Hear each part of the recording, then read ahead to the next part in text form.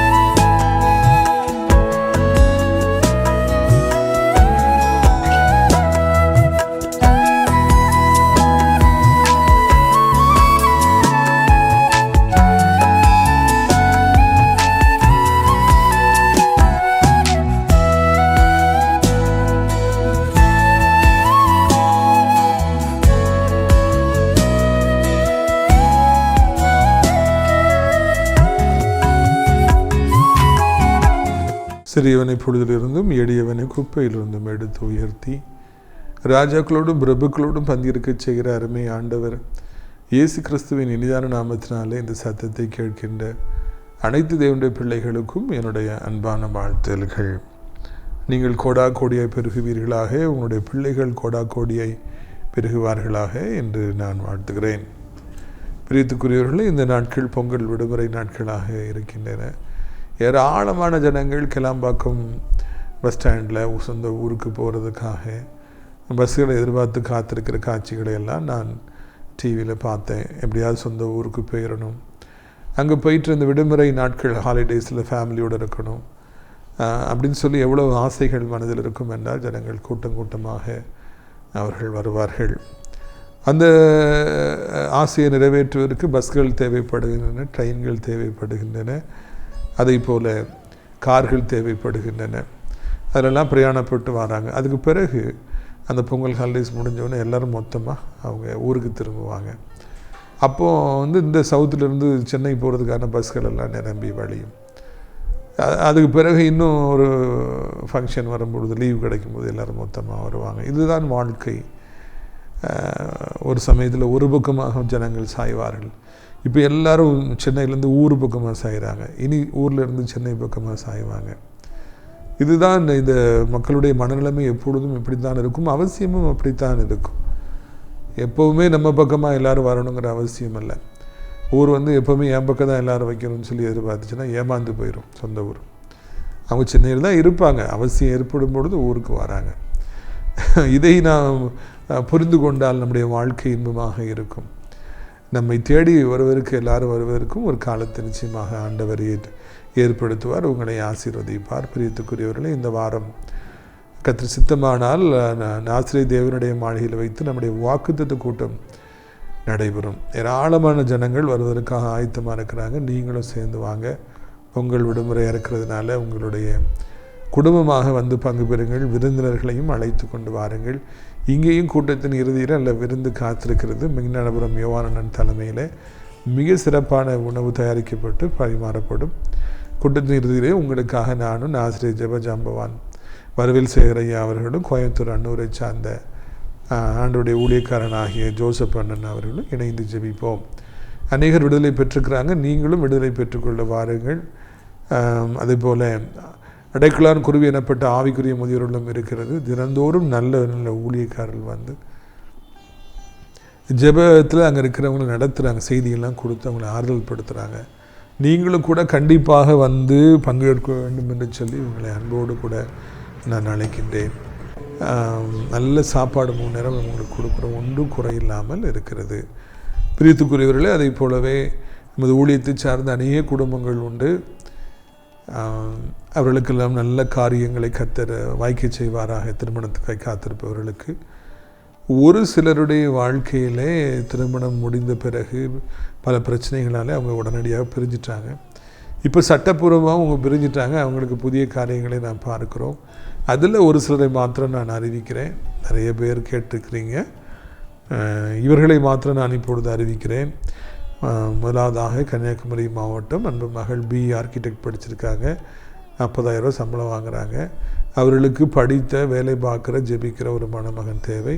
இரண்டாவதாய் தம்பி 37 வயது ஆகிறது, மேனேஜராக இருக்கிறாங்க. அவருடைய குடும்பத்துக்கு ஏற்ற நல்லா ஜெபிக்கிற ஒரு மணமகள் தேவை. அதே போல் திருச்சி சிட்டியில் எண்ணெய் கடை வச்சுருக்காங்க. அவருடைய மூத்த மகன் 30 வயது ஆகிறது, நல்லா படிச்சிருக்காங்க. அப்பாவோட பிஸ்னஸ் பார்க்குறாங்க. அந்த குடும்பத்துக்கு ஏற்ற அட்ஜஸ்ட் பண்ணி போகிற ஜெபிக்கிற மணமகள் தேவை. இறுதியாக பொள்ளாச்சியில் MA BEd படிச்சிருக்காங்க அன்பு மகள்.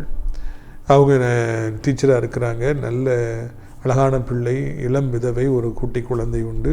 குழந்தையோடு ஏற்றுக்கொள்ள பக்குவம் படைத்தவர்கள் தாராளமாக என்னை தொடர்பு கொள்ளலாம்.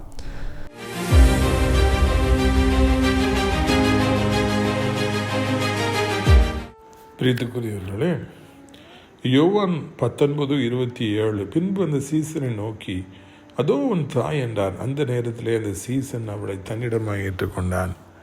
சிலுவையிலே ஆண்டவர் தொங்கிக் கொண்டிருக்கின்றார். ரத்தம் சுட்டு சுட்டாக ஆறாக ஓடிக்கொண்டே இருக்கின்றது. உயிர் கொஞ்சம் கொஞ்சமாக பிரிந்து கொண்டே இருக்கிறது. துடித்து கொண்டிருக்கின்றார். எந்த நேரத்திலும் மறைத்து விடலாம். அந்த நேரத்திலும் அங்கே வந்து நின்று கொண்டிருந்த தாயாரை அவர் மறக்கவில்லை. இந்த பூமியில் அவர் வந்ததற்கு காரணமாக அவர்கள் இருந்தார்கள். சரியான ஒரு புரிந்து கொள்ளுதல் இருவருக்குள்ளும் இல்லாவிட்டாலும் கூட எவ்வளவோ காரியங்களே பக்கபலமாக இருந்தார்கள். அதை ஆண்டவர் நினைவு கூறுகிறார். உடனடியாக தனக்கு பிரியமான சீசன்ட்ட அந்த தாயை ஒப்பு கொடுத்து விட்டு தான் அவர் கடந்து போனாராம். பிரியத்துக்குரியவர்களே, உங்கள் தாயை நீங்கள் நேசிக்கிறீர்களா? இப்பொழுது அவர்களுக்கு வயதாக இருக்கலாம், பலகீனமாக இருக்கலாம். சில காரியங்களிலே உங்களை அவர்கள் புரிந்து கொள்ளாமல் போகலாம். அவர்கள் செய்த தவறுகள் நிமித்தமாக உங்கள் வாழ்க்கையில் மிகப்பெரிய பாதிப்புகள் வந்திருக்கலாம். பல பிரச்சனைகள் உங்கள் இருவருக்குள்ளும் இருக்கலாம். இருப்பினும் கூட தாய் தான். அந்த இடத்துல வேறு யாருமே வர முடியாது. உங்கள் தாயை விட்டு விடாதிருங்கள். தாய்க்கு செய்ய வேண்டிய காரியங்களை செய்யுங்கள். இன்றைக்கி எத்தனை பேர் தாய்களை முதியோர் இல்லத்துக்கு அனுப்புகிறாங்க. கடைசி காலத்தில் தாய்மாரை கவனிக்காமலே இருக்கிறாங்க. இவ்வளோ வேதனையான ஒரு காரியம். உயிரோடு இருக்கிற காலத்தில் தாய்மார்களை நேசிப்போம், தகப்பன்மார்களை நேசிப்போம். ஆண்டவர் நமக்கு வைத்த முன்னுதாரணத்தை பின்பற்றுவோம். அப்பொழுது நாம் மென்மேலும் இந்த பூமியில் ஆசீர்வதிக்கப்படுவோம். கர்த்தர் உங்களை ஆசீர்வதிப்பாராக. ஆமென்.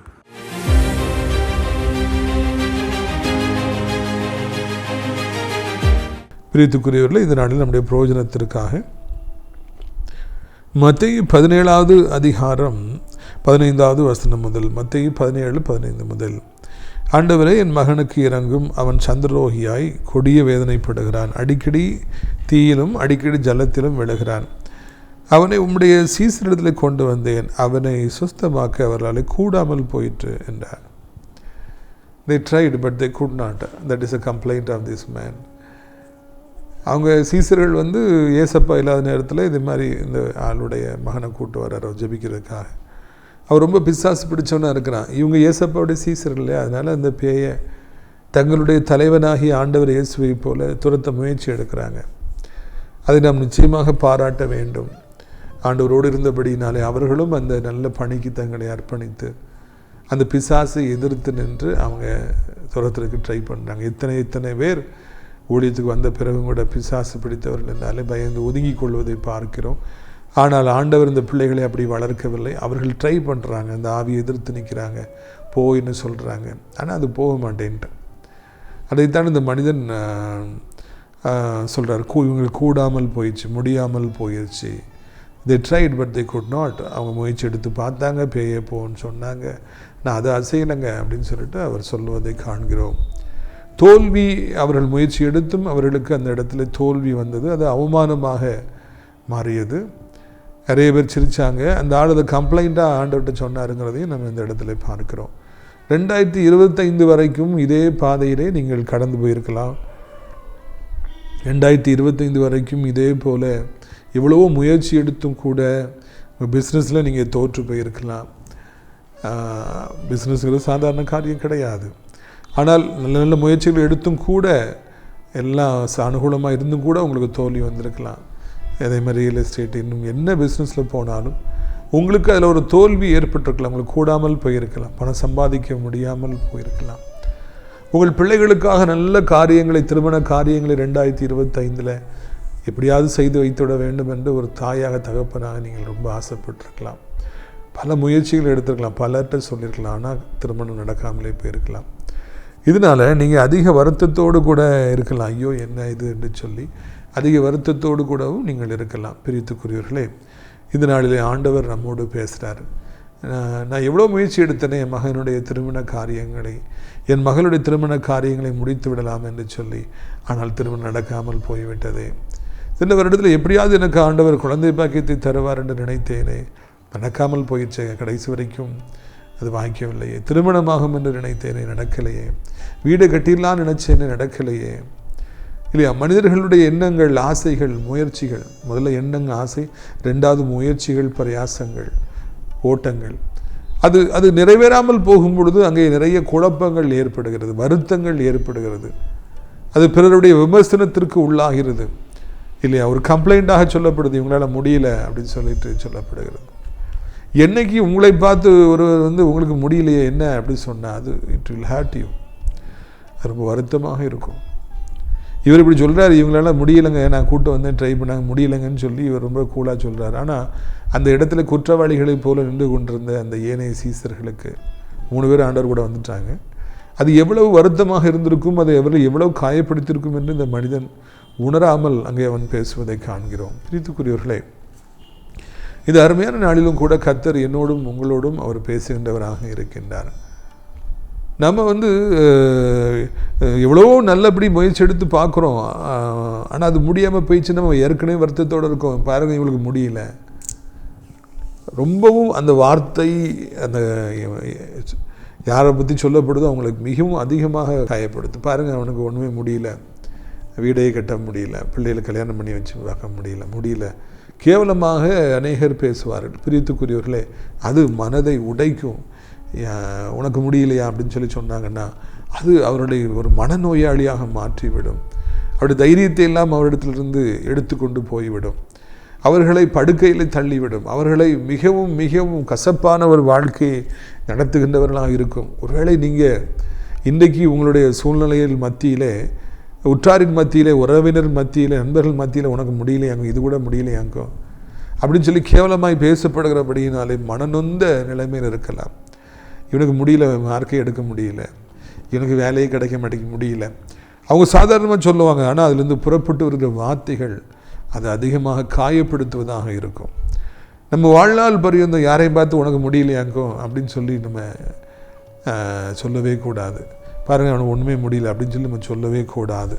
அது அவர்களை காயப்படுத்தும் என்பதை புரிந்து கொண்டு தகுதியான வார்த்தைகளை பேச வேண்டும். இதைத்தான் இந்த இடத்தில் நாம் கற்றுக்கொள்கிறோம். இது மனிதன் அவ்வளவு சொல்கிறது அவங்கள காயப்படுத்துங்கிறத உணரலை. ஆனால் நாம் உணரணும். ஏன்னா நாம் இயேசுவுடைய பிள்ளைகள், நம்ம இஷ்டத்துக்கு பேச முடியாது. யாரையும் பார்த்து முடியலையாங்க உனக்கு அப்படி சொல்லவே கூடாது. தட்டி கொடுக்கணும், நெக்ஸ்ட் டைம் பார்த்துக்கலாம், ஏன் கவலைப்படுறான், அப்படி தான் நம்ம சொல்லணும். இதை பற்றி ஏன் கவலைப்படுறாப்பா, ஒன்றும் இல்லைப்பா, அடுத்த தடவை பார்த்துக்கலான்னு சொல்லி அவங்கள உற்சாகப்படுத்தி நான் தூக்கி நிறுத்தணும். இப்படி இவங்க சொல்கிறது மாதிரி இன்றைக்கி நிறைய பேர் தோல்வியின் மத்தியில், இயலாமையின் மத்தியில் மனம் நொந்து போய், மனம் உடைந்து போய் நீங்கள் இருக்கலாம். அந்த அடுத்த வசனத்தை வாசிக்க நான் விரும்புகிறேன். 17 சொல்லுகிறது, இயேசு பிரதித்திரமாக, விசுவாசம் இல்லாத மாறுபாடுள்ள சந்ததியே, எதுவரைக்கும் நான் உங்களோடு இருப்பேன், எதுவரைக்கும் உங்களிடத்தில் பொறுமையாக இருப்பேன், அவனை என்னிடத்தில் கொண்டு வாருங்கள் என்றார். இயேசு பிசாசை அதட்டினார். உடனே அது அவனை விட்டு புறப்பட்டது. அந்நேரமே அந்த இளைஞன் சொஸ்தமானான். ஒன்று ஆண்டவர் அவங்களுக்கு சத்தம் போடுறாரு. யாரை சத்தம் போடுறாருங்கிறத கவனிக்கணும். முடியாமல் போச்சு, அப்படி உங்களால் முடியாமல் போச்சு சொன்னவங்களும் சத்தம் போடல. தான் சீசர்கிட்ட உரிமையாக சத்தம் போடுறான். ஏன் உங்களால் முடியல? விசுவாசம் இல்லாததுனால தானே. அவங்கள அந்த இடத்துல கடிஞ்சு கொள்கிறார். அவங்கள அழிப்பதற்காக அல்ல, அவங்க பாடத்தை கற்றுக்கொள்ள வேண்டும் என்பதற்காக அவர் கடிந்து கொள்கிறார். நிறைய பேருடைய நோக்கம் எப்படி இருக்குங்கிறது, ஒருத்தர் திட்டுறாங்கன்னா அவன் நோக்கம் எப்படி இருக்குங்கிறத பார்க்கணும். அந்த நோக்கம் ஒருத்தருடைய மனதை உடைக்கணுங்கிறதுக்காகவா, இல்லைன்னா அவங்க அது மூலமாக கற்றுக்கொள்ளணும். கோவப்பட்டு அவங்க கற்றுக்கொள்வாங்க, திருந்திடுவாங்க, சரிப்படுத்தி கொள்வாங்க, நெக்ஸ்ட் டைம் வெற்றி பெறுவாங்களாங்கிறதுக்காக இருக்குன்னா நம்ம கோவப்படலாம். பிள்ளைகள்கிட்ட அம்மா அப்பா ஏன் கோவப்படுறாங்க, அடிக்கிறாங்கன்னா அவங்க அதை திருத்தி கொள்ளணும், அவங்க நல்ல பிள்ளைங்களாக அவங்க இருக்கணும். அதுக்காக தானே அவங்க அப்படி கோவப்படுறாங்க. எல்லா ஆசிரியர்களுமே கோவப்படுவாங்க, திட்டுவாங்க. எதுக்குன்னா எந்த மாணவனும் கெட்டு போகணுங்கிறதுக்காக நல்லவே இல்லை. நானும் ஒரு ஆசிரியர் தான். மாணவர்கள் கெட்டப்படணும், அவங்க எந்திரிச்சு நிற்கணும், அவங்க பெரிய ஆளாகணும், சாதிக்கணும். அதுக்கு அவங்களுடைய குறைபாடுகளை நம்ம கடிஞ்சு கொள்ளணுங்கிறதுக்காக தான் நம்ம கடிஞ்சு கொள்கிறோம். அதே மாதிரி கடிஞ்சு கொள்வது தப்பு இல்லை, ஆனால் தேவையில்லாமல் நம்ம கடிஞ்சு கொள்ளவே கூடாது. பிரியத்துக்குரியவர்களை நாம் இந்த இடத்துல புரிந்து கொள்கிறோம். ஆண்டவர் அப்படி போல் அவங்கள கடிந்து கொள்கிறாரு. ஸோ நம்ம ஒருத்தரை திருத்துறதுக்காக கடிஞ்சு கொள்ளலாம், அது சரிதான். அது பைபிளால் அங்கீகரிக்கப்படுது. எதுக்கு எடுத்தாலும் ஒரு கோவப்படுறாரு, என்ன இது இப்படி திட்டுறாரு நீங்கள் யாரும் நினைக்கக்கூடாது. அது பைபிளால் அங்கீகரிக்கப்பட்டிருக்கிறது. வாலிப பிள்ளைகளே உங்கள் அம்மா அப்பா திட்டுறாங்கன்னா பைபிள் அதை அங்கீகரிக்கிறது. ஆண்டவரே கடிஞ்சு கொண்டிருக்கிறார். அது அவங்களை நல்வழிப்படுத்தணுங்கிறதுக்காக. அதே மாதிரி உங்களையும் நல்வழிப்படுத்துறதுக்காக யாராவது கடிஞ்சுக்கிட்டாங்கன்னா அதை ஏற்றுக்கொள்ளுங்கள். பைபிளே அதை அங்கீகரிக்கும் பொழுது நீங்கள் ஏன் அதை ஏற்றுக்கொள்ள கூடாது? You accept it. அதுதான் மிகவும் நல்லது என்று நான் நினைக்கின்றேன். அப்படி அவர் சொல்கிறாரு, bring the bye to me, ஏன்ட்ட கூட்டுவாங்க அப்படின்னு சொல்கிறார். அந்த சேலஞ்சை ஆண்டரை ஏற்றுக்கிறார். ஒன்றா கூட்டு வராங்க, எல்லாரும் பார்த்துட்ருக்காங்க, 1000 பேர் பார்த்துட்ருக்காங்க. கடிஞ்சுக்கிட்டுறாரு. போ, இட்ஸ் ரெபியூக்கிங் தட் ஸ்பிரிட். சொன்னேன் இல்லைண்ணா, ஹோ அவனை விட்டு புறப்பட்டு போ, மறுபடியும் வராத நீ, மறுபடியும் வரக்கூடாது நீ, இயேசுவின் நாமத்தில் புறப்பட்டு போ. இப்போ சத்தம் கேட்கும்போது கூட பேய்கள் ஓடி போயிடும். பிரியத்துக்குரியவர்களே, இயேசு அந்த நாளிலே அந்த ஆவியை கடிஞ்சு கொள்கிற உடனே அந்த ஆவி புறப்பட்டு போச்சான். அவங்களால கூடல முடியல, ஏழையில் யாருக்கு? அந்த ஆண்டவருடைய சீசர்களுக்கு 9 பேருக்கு. ஆனால் ஏசப்பா ஒரு நிமிஷத்தில் புறப்பட்டு போ அப்படிங்கிறாரு. உடனே அது கீழே விழுந்து தள்ளி சத்தம் போட்டு நான் போகிறேன்னு போயிட்டான். ரொம்ப வருஷமாக யாராலுமே துரத்த முடியாத அந்த ஆவி ஏசப்பாவுடைய வார்த்தைக்கு கட்டுப்பட்டது, புறப்பட்டு போ அப்படின்னு அவர் கடைஞ்சிக்கிட்டதுனோடனே அது புறப்பட்டு போயிடுச்சு. அந்த வாலிபனுக்கு புது வாழ்வு கிடைத்தது. இனி தண்ணீரில் போய் அவன் விடமாட்டான், அவன் தீயிலே போய் விடமாட்டான். அப்பா துடிக்க வேண்டாம், குடும்பத்தார் துடிக்க வேண்டாம். அவன் எல்லோரையும் போல நார்மலாக ஒரு வாழ்க்கையை அவன் வாழலாம். இயேசு தன்னுடைய வார்த்தையின் மூலமாக, அதிகாரத்தின் மூலமாக அந்த ஆவியை கடிந்து கொண்டு துரத்திய நிமித்தமாக இந்த வாலிபனுக்கு ஒரு புது வாழ்வு கிடைத்தது. அவர்களால் செய்ய முடியாததை ஆண்டவர் ஒரு நிமிடத்தில் செய்து முடித்தார். அவருக்கு அந்த அளவிற்கு வல்லமை இருந்தது, அதிகாரம் இருந்தது. அதை பயன்படுத்தினார், மனம் இறங்கினார் அந்த மனிதனுக்கு, சின்ன பிள்ளைக்கு, அந்த வாலிபனுக்கு. உடனே அந்த ஆவி புறப்பட்டு போனதா. அல்லேலூயா. இந்த வருடத்தில் உங்களுக்கும் அவர் அப்படியே செய்வார். நீங்கள் எந்த இடத்துல தோல்வி அடைந்தீர்களோ அதில் எளிதான வெற்றியை ஆண்டவர் உங்களுக்கு தருவார். இதுதான் நான் உங்களுக்கு சொல்ல விரும்புகிற காரியம். எந்த இடத்துல நீங்கள் தோற்று போனீர்களோ, எதில் நீங்கள் தோற்று போனீர்களோ அதில் நீங்கள் எளிதான வெற்றியை பெறும்படியாக கர்த்தர் உங்களுக்கு உதவி செய்வார். கோலியாத்து மிகப்பெரிய ஒரு ராட்சதனாக இருந்தால் சவுல் ராஜா பயப்பட்டார், அப்னர் படைத்தளபதி பயப்பட்டார், இராணுவ வீரர்கள் நடுங்கினாங்க, ஓடி போயிட்டாங்க. அவர் வந்த உடனே ஒண்டி வாங்கடான்னு சொல்லி மல்லு கட்டினா எல்லாரும் பயப்பட்டாங்க. கோலியாத்து இவ்வளோ பெருசாக இருக்கான். கடைசியில் தாவீது நான் வாரேங்கிறாரு. முதல்ல ராஜா அனுப்ப விருப்பப்படலை. சரி போ, இவனாவது போகிறேங்கிறான். போன்னு பார்த்தா ஒரு கூழாங்கல்ல வச்சுக்கிட்டு அப்படி கவனம் வச்சு சொல்லட்டி விட்டுறாரு. ஒரு அடி அடிக்கிறது செத்து கீழே விழுந்துடுறான். ஆண்டவரே மண்டல அடித்து கொண்டு விடுறாரு. அவ்வளோ பெரிய கோலியாத்து இருந்தான். ஆனால் ஒரு சின்ன கூழாங்கல் தான் புறப்பட்டு போகுது. ஒரு சின்ன ஒரு அடி தான், ஒரு முயற்சி தான் அவனை இல்லாமல் ஆக்கி விட்டது. மிக பெரிய கோலியாத்து ஒரு நிமிடத்தில் விழுந்து போனான் என்பது தான் இந்த பைபிள் நம்ம கற்றுக் கொடுக்கிறது. மிகப்பெரிய பிரச்சனைகள், உங்களுடைய வாழ்க்கையில் இருந்த மிகப்பெரிய போராட்டங்கள், மிக பயங்கரமான வியாதிகள், மிக பயங்கரமான பொல்லாத மனிதர்கள், நெருக்கங்கள் ஒரு நிமிடத்தில் ஒன்றும் இல்லாமல் போயிடும். அதுதான் இந்த வருடம். இயேசு கடிந்து கொள்றார், உடனே அந்த ஆவி போயிருது. அவ்வளவுதான். ஒரு நிமிஷத்தில் அந்த பிரச்சனையை ஆண்டவர் சால்வ் பண்ணிடுறாரு. இயேசுவினாலே தீர்க்க முடியாத பிரச்சனை என்று ஒன்று இந்த பூமியில் இருக்கிறதோ என்று நான் கேட்கும்படியாக விரும்புகிறேன். இல்லவே இல்லை. அவர் வந்தார்னா, அதை தலையிட்டார்னா, குறுக்கிட்டார்னா அந்த பிரச்சனை இருக்கவே இருக்காது. அந்த வியாதி இருக்கவே இருக்காது. தரித்திரம் இருக்கவே இருக்காது. நிந்தை இருக்கவே இருக்காது. பொல்லாத மனிதர்கள் நெருக்கவே முடியாது. அதை ஒன்றுமில்லாமல் ஆண்டவர் ஆக்கி போடுவார். அதைத்தான் இந்த நாளிலே உங்களிடத்தில் இந்த வசனத்தின் மூலமாக நான் பேச விரும்புகிறேன். இதெல்லாம் உங்களை துன்பப்படுத்திச்சு இயலாமல் கிடந்தீங்களா, அது ஒரு நிமிடத்தில் உங்கள் வாழ்க்கையில் வழி திறந்து விடும். இந்த வருடத்தில் ஒரே வார்த்தையை ஆண்டவர் சொல்லுவார், எல்லாம் மாறிவிடும். மிகப்பெரிய சந்தோஷம் உங்களுக்கு ஏற்பட்டுவிடும். இதைத்தான் நான் இந்த நாளில் உங்களிடத்தில் பேசும்படியாக விரும்புகிறேன். கர்த்தர் ஒரு நிமிஷத்தில் பிரச்சனையை தீர்த்துடுவார். ஒரு நிமிடத்தில் சூழ்நிலையை மாற்றிடுவார். உங்களுக்கு ஆச்சரியமாக இருக்கும், நான் எவ்வளவு இந்த பிரச்சனையில் கவலைப்பட்டுக்கிட்டு இருந்தேன், பயந்துட்டு இருந்தேன், இது இவ்வளவு சீக்கிரமாக முடிஞ்சு போச்சா, ஒன்றும் இல்லாமல் போச்சா, ஒரு நொடியில் ஆண்டவர் என்னை ஆசீர்வதிச்சிட்டாரா, எனக்கா இவ்வளோ பணம் இருக்குது, எனக்கா இவ்வளோ ஆசீர்வாதம் இருக்குதுன்னு சொல்லி நீங்கள்லாம் அப்படியே ஆச்சரியப்பட்டு போகும்படியாக கர்த்தர் உங்களுக்கு உதவி செய்வார். பிரியத்துக்குரியவர்களை, இந்த அருமையான நாளிலும் கூட இப்படிப்பட்ட கிருபைகளை இந்த வருடத்தில் கர்த்தர் உங்களுக்கு கொடுக்க ஆயத்தமாக இருக்கிறார். இந்த வருடம் அப்படிப்பட்ட ஒரு ஆசீர்வாதமான வருடம். எதில் இயலாமல் போனீர்களோ அதை நீங்கள் செய்து முடிக்க கர்த்தர் உங்களுக்கு உதவி செய்வார். அதுவும் எளிதாக செய்து முடிக்க ஆண்டவர் உதவி செய்வார். அவர்தான் ஆண்டவர் இயேசு. அவரை நீங்கள் பற்றி கொள்ளுங்கள். அப்பொழுது கர்த்தர் உங்களுக்கு எது இயலாமல் இருந்ததோ அதை இயலும்படியாக செய்வார்.